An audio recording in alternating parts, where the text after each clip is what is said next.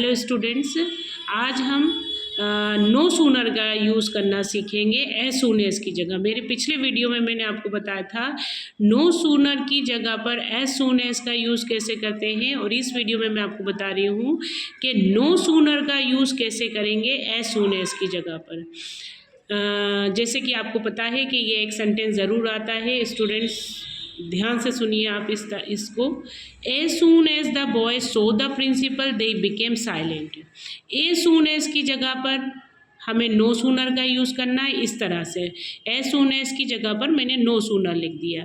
The boys saw the principal, no sooner के just बाद आपको डू डज डिड का यूज़ करना है।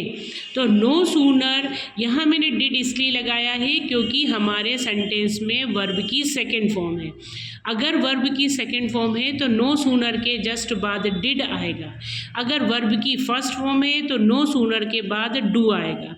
अगर वर्ब की फर्स्ट फॉर्म है और उसमें एस या ई एस लगा है तो नो सूनर के जस्ट बाद डज आएगा। एज सून एज की जगह पर हमने नो सूनर लिख दिया क्योंकि यहाँ पर सो वर्ब की सेकेंड फॉर्म है तो हमने डिड लिख दिया।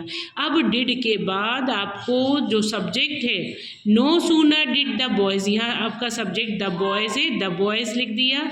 क्योंकि हमने डिड, हमारे सेंटेंस में डिड का यूज़ हुआ है तो मैंने यहाँ पर, हमेशा ध्यान रखिएगा, डिड के साथ हमेशा वर्ब की फर्स्ट फॉर्म होती है।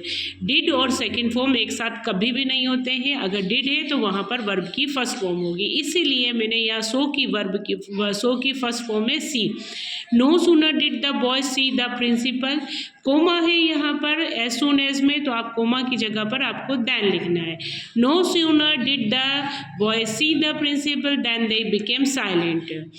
It is very easy sentence, थोड़ा सा आपको ध्यान लगाना है। नो सूनर के जस्ट बाद आपको डू डज या फिर डिड का यूज़ करना है, कोमा की जगह पर आपको देन का यूज़ करना है। नेक्स्ट सेंटेंस है we left as soon as the taxi arrived. Students, कई बार क्या होता है कि ये जो एज सून एज है वो बीच में भी दे देते हैं, तो आपको क्या करना है, एज सून एज वाला सेंटेंस आपका ये है as soon as the taxi arrived.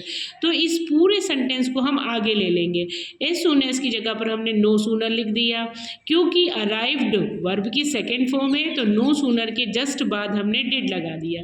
No sooner did the taxi arrive, जैसे कि मैंने पहले की कहा है कि डिड के साथ हमेशा वर्ब की फर्स्ट फॉर्म आती है, इसीलिए मैंने अराइव्ड नहीं लिख के अराइव लिखा है क्योंकि मैंने यहाँ पर डिड का यूज़ किया है। No sooner did the taxi arrive, comma लगा, कोमा की जगह पर यहाँ कोमा नहीं दे रखा है, लेकिन हमारा सेंटेंस कंप्लीट हो गया है यहाँ पर, तो अराइव के बाद आपको देन लगाना है और वो जो सेंटेंस बचा है आपका वी लेफ्ट वो नीचे लिखना है।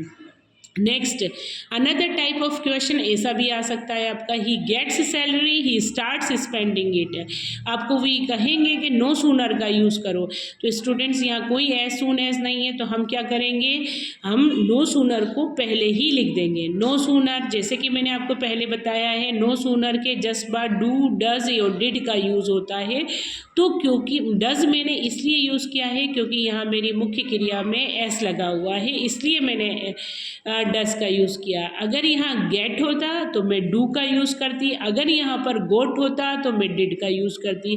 क्योंकि यहाँ पर एस है मुख्य क्रिया के अंदर, तो मैंने डज का यूज़ किया। No sooner does he get salary then he starts spending it. मैंने यहाँ पर फॉर्मूला दे रखा है, देखिए आप एक चीज़ बच्चे नो सूनर के जस्ट बाद डू डज डिड लगाना भूल जाते हैं, इसलिए आप बिल्कुल ये याद रखिए, नो सूनर के जस्ट बाद डू डज डिड।